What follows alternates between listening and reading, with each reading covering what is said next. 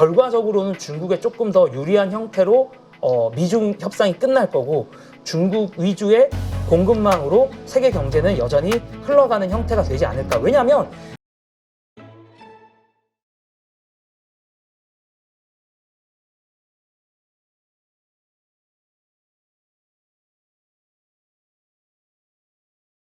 네, 오늘 모신 분은 김단태 대표입니다. 어서 오세요. 네, 안녕하세요. 네. 요즘 아주 미국에서 아주 핫한 뉴스가 계속 쏟아지고 있어요. 매일매일. 그것도 트럼프 대통령의 주연이 돼서. 어떻습니까? 지금 영국과 미국의 그 첫 번째 관세 협상, 이게 타결이 됐다. 그래서 이제 또 증시가 올라가는 하나의 요소가 되기도 했는데 어떻게 보십니까? 근데 이제 이게 좀 다각도로 볼 여지가 있더라고요. 그러니까 일단 많은 분들이 오해하시는 것 중에 하나가 이제 사인까지 했다. 이렇게 생각을 하는데 사실 사인을 한 건 아니더라고요.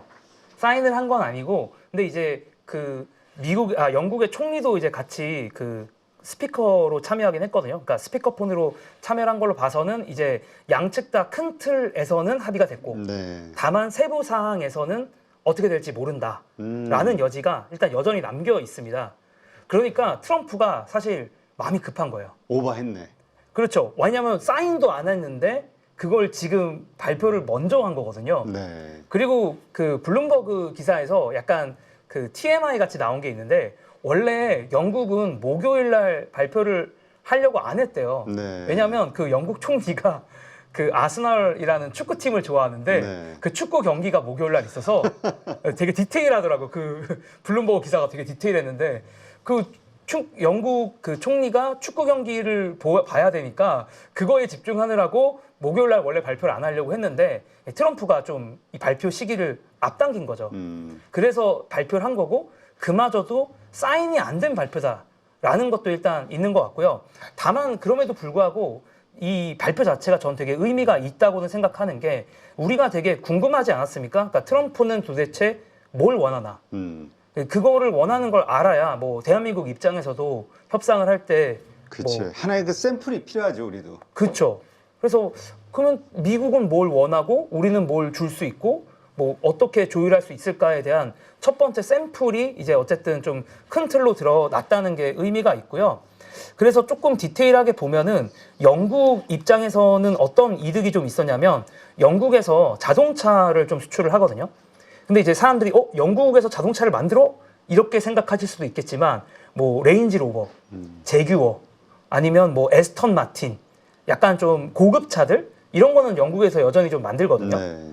그래서 그런 영국산 고급 차에 대해서 쿼터가 있긴 하지만 이제 관세를 좀 낮춰주는 걸로 이야기가 됐고요. 그리고 영국이 또 철강도 좀 일부 수출을 하더라고요. 그래서 영국이 이제 이런 수출하는 거에 대해서 관세를 낮추는 걸로 이제 미국이 좀 해줬고 또 미국 입장에서 뭘 좀 얻어갔냐면 미국이 농산물을 좀 수출을 하는데 이제 미국산 농산물에 대한 관세를 좀 낮추는 거 그리고 미국의 이제 그 비행기 회사 중에 비행기 제작하는 회사 중에 보잉이라고 네. 있지 않습니까?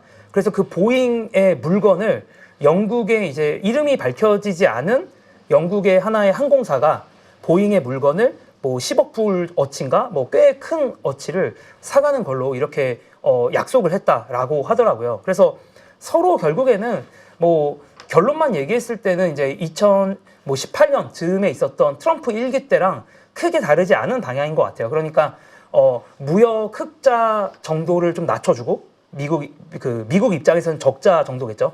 적자를 낮춰주고 미국산 물건들을 좀 사가면 네. 어느 정도 이제 미국이 오케이 하는 그런 방향이지 않았나 싶긴 한데 다만 여전히 조금 찝찝한 건 뭐냐면 사실 그 미국의 주요 무역국 중에 이제 그 영국이 아마 제가 무역 규모가 미국 입장에서 8위였나 9위였나 뭐 이 정도 되는데 사실 거의 유일하게 탑 10 안에 있는 국가 중에 영국만 미국한테 무역 적자를 봅니다. 그러니까 이거 오히려 영국 입장에서는 크게 아쉬울 게 없는 판인데. 맞아요.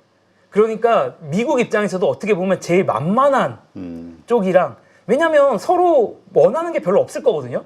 어차피 무역 그 밸런스 규모가 거의 비슷하고 예, 뭐 미국 입장에서 심지어 흑자야. 그러니까 뭐 많이 이렇게 뜯어낼 것도 없고 많이 뜯어낼 것도 없으니까 영국 입장에서도 뭐 별로 뜯어내는 거 없네. 오케이.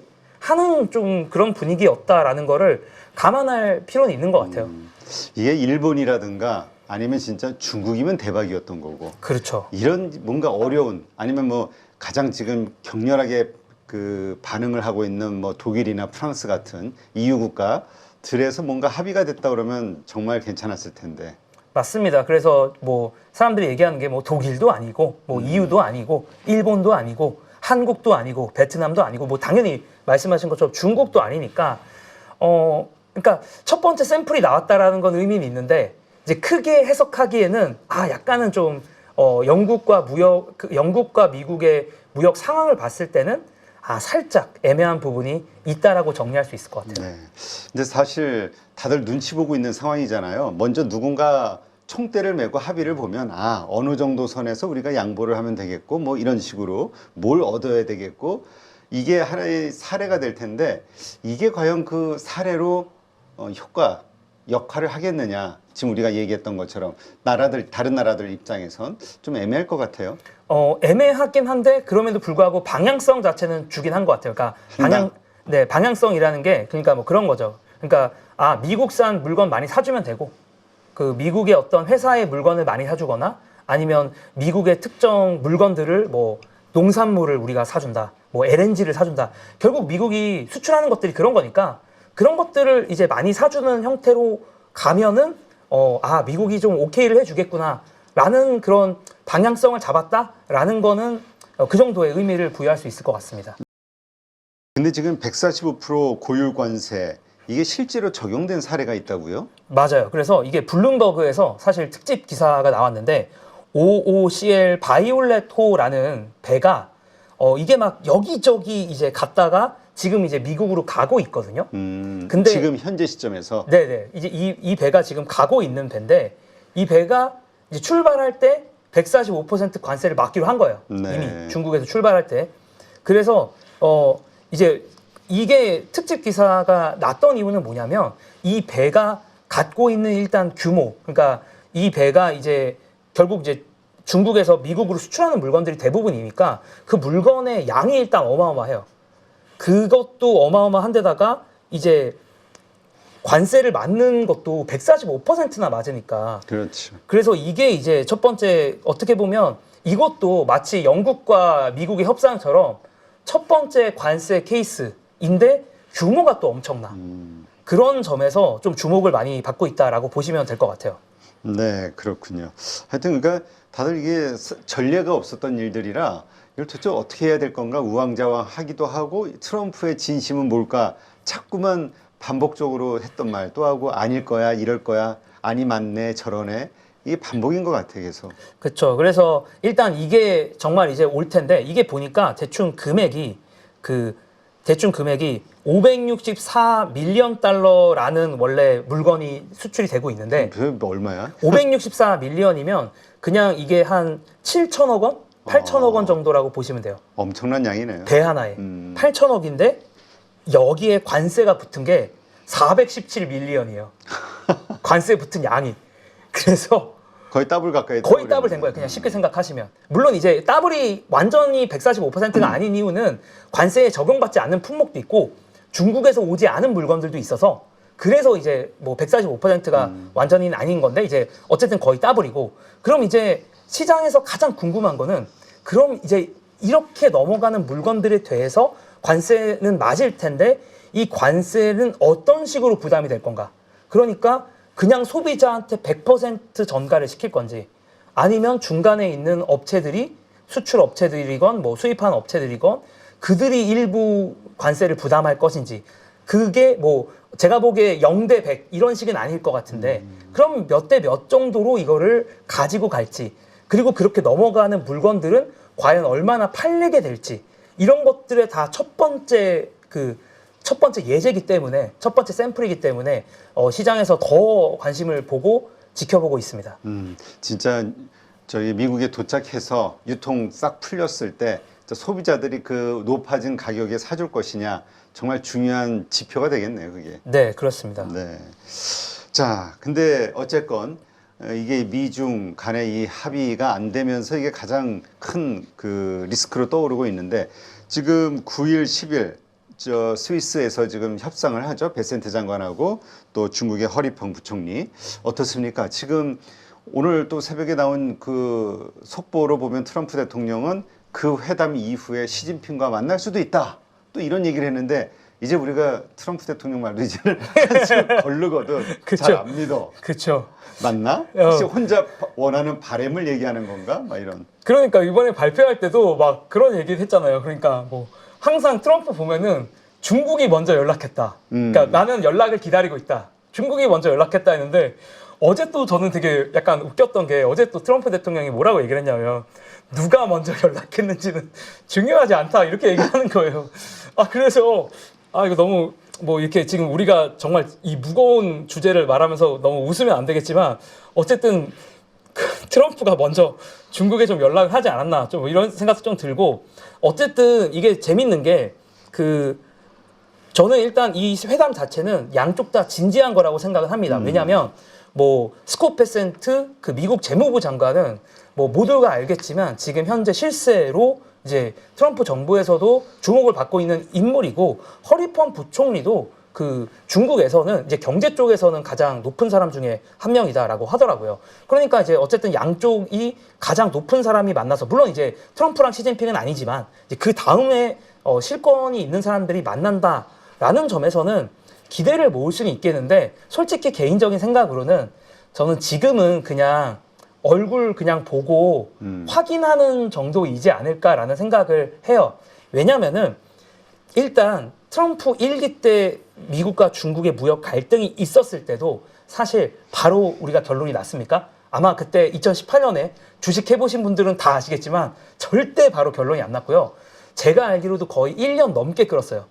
그래서 이게 된다고 했다가 뭐 안 된다고 했다가 갑자기 뭐 트럼프가 뭐 회담 결렬이야 막 이랬다가 이제 극적으로 막판에 이제 가서 2019년 넘어가선가 뭐 타결이 18년 말이었나 19년 초였나 그때 이제 타결이 됐던 걸로 기억이 하는데 뭐 저는 아마 여기서도 크게 다르진 않을 것 같고 그리고 각 정부가 그렇게 단기적으로 물러날 좀 여지가 없는 것 같고요. 또 하나 그냥 제가 느끼는 것 중에 하나는 최근에 중국이 며칠 전에 강력한 그 내수 부양 정책을 했습니다. 네. 만약에 트럼프 정부와 단기적으로 무역 협상이 된다라고 생각을 했으면 내수 부양책을 이렇게 했을까라는 생각이 저는 좀 들더라고요. 그러니까 이런 내수 부양책을 강하게 한 것 자체가 트럼프 정부와 끝까지 한번 가보겠다라는 의지가 있는 거고 확실히 2018년도 때 중국이 말하던 그런 그때의 분위기와 2025년 중국 정부가 말하는 톤은 분명히 미국에 대해서 저는 다른 걸 많이 느끼거든요. 중국도 이제 우리도 클 만큼 컸고, 그렇지. 우리가 내수도 이제 꽤 괜찮고, 우리가 덩치도 이제 커서 우리가 무조건 끌려다닐 필요는 없어라는 뉘앙스를 이미 충분히 중국이 보이고 있기 때문에 그러면 그럴수록 이 협상이 단기적으로 끝나는 걸 기대하기는 조금 무리인 것 같고요. 네. 제 생각에는 그래도 둘이 만났으니까 뭐라도 약간의 뭐 어떤 품목이라도 아니면 뭐 서로 약간의 협상하는 거를 보여주기식의 어떤 발표 하나 정도는 기대할 수 있는데 뭔가 실리적인 거를 시장에서 좀 만약에 투자하시는 분들 입장에서 기대하신다면 저는 약간 조금 아니다라고 생각을 합니다. 네, 그렇군요. 참 어려워요. 어쨌건 이제 이렇게 뭔가 협상이 잘 안 되고 지지부진한 상태로 만약에 3개월 이상 넘어가게 된다.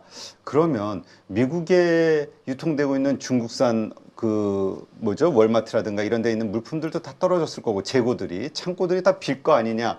어떤 일들이 그 다음에 벌어질 것이냐. 중국도 마찬가지죠. 네. 무슨 뭐 항만에 가득 컨테이너가 쌓여 있다. 무슨 뭐 들리는 말로는 수출하는 기업들 사장이 너무 힘들어가지고 막 극단적인 선택을 한다. 이런 이야기들도 막 떠돌고 있으니까 어때요? 이게 아폴로라고 이제 미국에서도 되게 유명한 대책 투자 관련된 회사에서도 얼마 전에 뭐 엄청나게 큰 그 분량의 레포트를 냈는데 거기서는 아예 침체 확률이 90%다.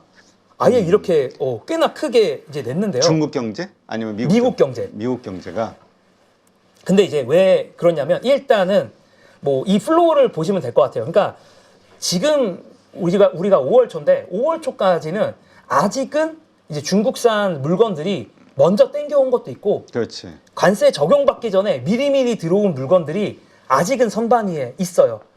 그런데 만약에 말씀하신 것처럼 교착 상태가 뭐 3개월 이상 지속이 돼. 그러면은 당장 일단 많이 땡겨 왔으니까 뭐 한두 달 정도는 그 땡겨온 걸로 이제 선반에 마트에 물건들이 쌓여 있고 그걸로 소비를 할 텐데 1, 2개월 지나면 이제 물건들이 없을 거거든요.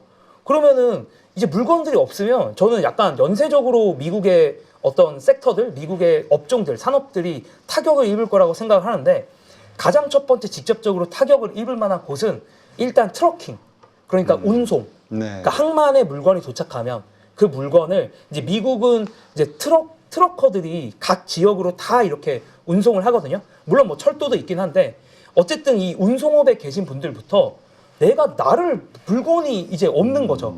그러면 거기서부터 정리해고나 이런 해고가 시작이 될 수가 있고 그 다음에는 이게 저는 소매점으로 옮겨갈 수 있다라고 생각합니다. 뭐 월마트라든가 이제 미국에도 마트가 정말 다양하니까 그럼 그 마트 선반 위에 있는 물건이 비게 되면 여기서 마트도 당장 매출이 안 나올 거고 마트도 만약에 매출이 안 나오면 마트도 뭔가 정리해고를 한다거나 이렇게 그 튼튼했던 미국의 경제가 하나의 약한 고리가 이렇게 하나가 정리해고를 하고 또 다른 쪽이 매출이 감소하면서 정리해고를 하면은 이게 도미노식으로 연결이 되면서 다른 산업까지도 확대되면서 경기 침체로 이어갈 수 있는 게 있는데 이게 약간의 시차가 있다. 그러니까 이 아폴로 같은 경우는 최소 5월 중순 지나면 그게 약간 증상이 나타나기 시작할 거고 방금 제가 말씀드린 그런 연쇄적인 매출 감소와 정리해고로 인해서 미국이 여름 정도가 되면 경기 침체로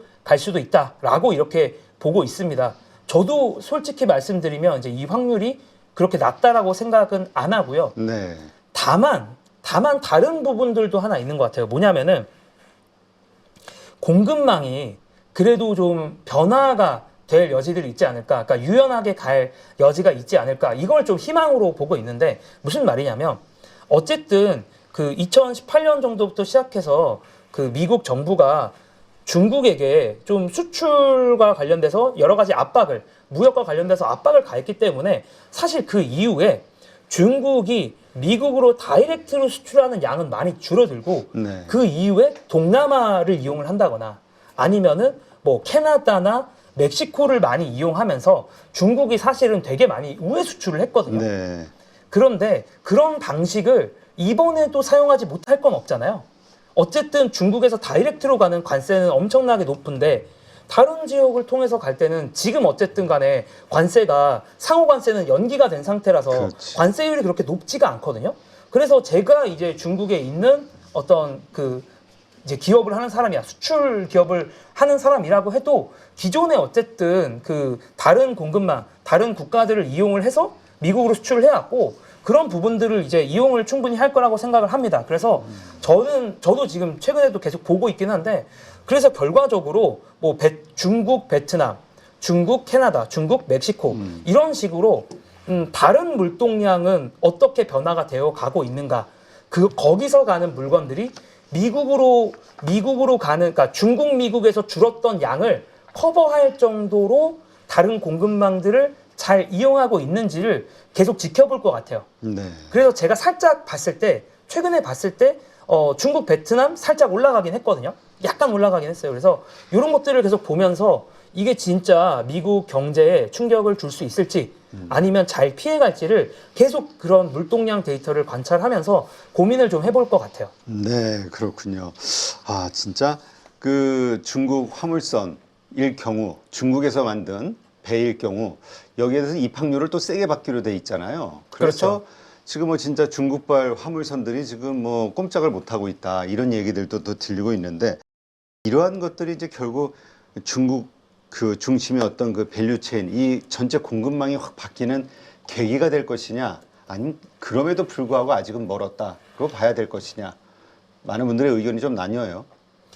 결국에는 저는 협상이 이제 어떻게 되느냐에 따라 달려 있긴 한데 그냥 굳이 제가 말하자면 저는 이 싸움은 중국이 조금 더 유리한 것 같긴 해요. 그 사실 이제 그 시청자분들이 중국이 더 유리하다라고 하면 조금 더 별로 안 좋아하시는 분들도 있는데 저는 중국이 더 물론 중국도 엄청나게 힘들 겁니다. 힘들 건데 중국이 좀 더 그러니까 트럼프 같은 경우는 중간 선거라는 게 어쨌든 존재하거든요. 그러니까 매번 이제 투표로 인해서 신임을 받는 정치인이고 2026년 말이 되면 중간 선거가 있어요. 그래서 그렇죠. 트럼프가 이렇게 계속 밀어붙이는 거에 대해서는 어쨌든 시간적인 한도가 있습니다. 그런데 시진핑도 물론 시진핑도 이제 중국 국민들의 눈치를 보는 건 맞는데 시진핑은 그래도 계속 이렇게 선출되는 그러니까 뭔가 내가 인기를 관리해야 되는 건 아니잖아요. 그리고 또 이런 중국 사람들의 힘듦을 야 우리 좀 다 같이 이겨내자 미국이 잘못한 거잖아라는 그런 논리로 갈 수가 있잖아요. 왜냐하면 어쨌든 이 모든 건 미국이 그렇죠. 시작한 것도 맞고 그리고 사실 그 중국의 그 반미 감정 자체가 상당히 높거든요. 그 작년에 중국에서 가장 인기 많았던 그 애니메이션 제가 이름은 까먹었는데 거기도 그 애니메이션을 보잖아요. 그럼 거기서 악당이 사실상 미국이야.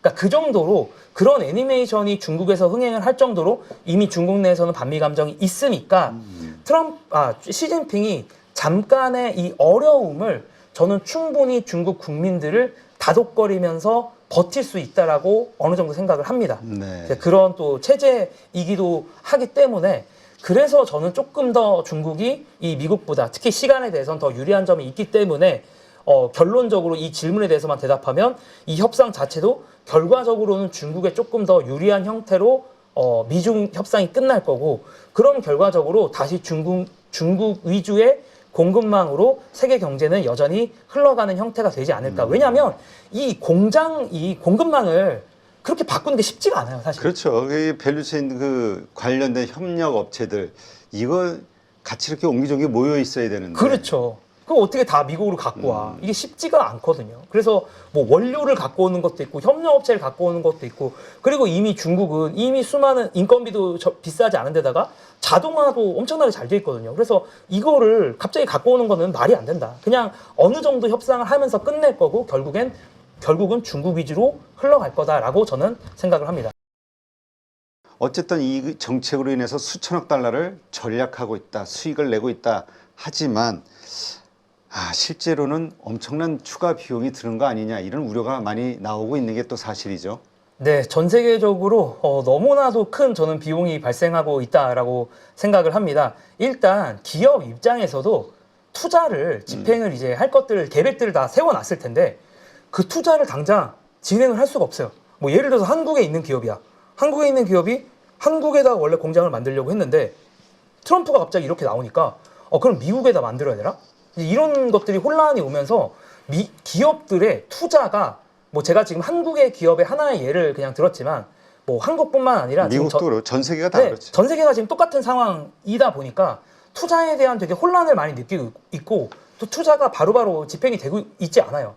그래서 기업 입장에서는 일단 투자에 대한 혼란이 하나가 있고 그 다음에 이 관세가 이렇게 집행이 되고 나면은 어쨌든 그 10%씩은 다 관세가 붙은 거니까 또 중국 같은 경우 더 많이 관세가 붙었지만 그러면 당장 이제 그 미국 사람들이 중국의 물건들 이제 사야 되는데 아니면 그 외에 국가에서 수입해온 물건을 사야 되는데 가격들이 다 올라가는 거거든요. 그렇죠. 근데 안 그래도 지금까지 지난 바이든이 사실 전 대통령에서 떨어진 이유가 바이든이 아니구나. 어쨌든 민주당. 그러니까 바이든과 해리스 그 민주당 정권이 이제 공화당 정권에게 패배했던 이유 중에 하나가 저는 인플레이션이라고 생각을 하는데 그렇죠. 안 그래도 미국 사람들 지금 인플레이션 때문에 살기 힘들다라고 하는데 단기적으로 어쨌든 간에 이 관세라는 게 물건 가격을 올릴 거거든요. 그러면은 또 소비자들은 소비자들대로 힘들고 그러면 또 물건들이 매출이 안 나오면 또 기업들은 기업들대로 힘들고 다만 방금도 제가 초반에도 말씀드렸다시피 지금은 그게 눈에 안 보이는 상황이에요.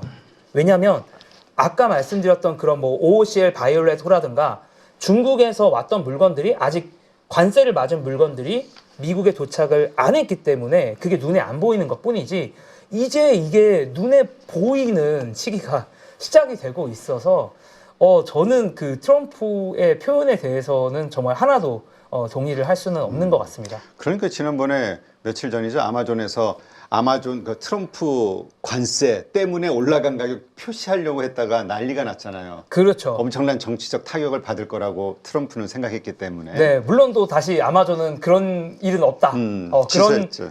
뭐 취소도 하고 논의도 한 적이 없다라고 아. 얘기를 하긴 했는데 또 모르죠. 예, 그런 기사가 났다는 것 자체가 그런 아마 내부적으로는 그런 결정을 하려고 하지 않았을까라는 생각이 듭니다. 그러니까 어쩔 수 없이 가격을 올릴 수밖에 없는 상황이 됐으니까 이 이유를 올린 이유를 설명해야 되니까. 그렇죠. 예, 그랬던 것 같은데 어쨌건 좀 지켜봐야 될 것 같네요. 트럼프의 공과에 대해서는. 네.